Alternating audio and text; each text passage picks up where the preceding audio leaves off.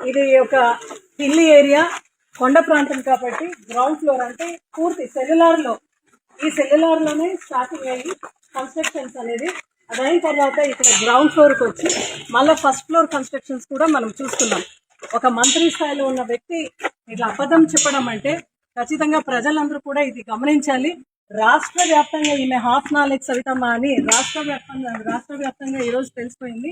పెనుగొండలో అయితే ఎప్పుడు కూడా ఈమెకి అబద్ధం చెప్పడం అలవాటు.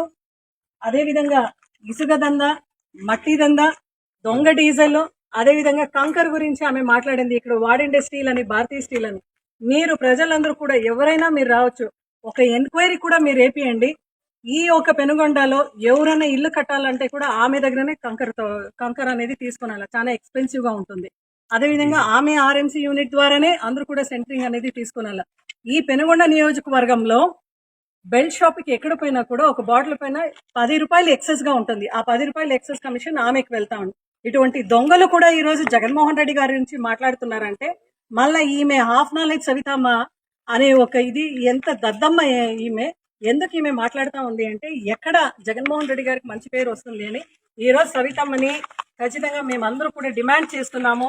నువ్వు చెప్పిన ఈ అబద్ధానికి, జగన్మోహన్ రెడ్డి గారి గురించి చేసిన అపప్రచారానికి దయచేసి నువ్వు వెంటనే రాజీనామా చేయాల.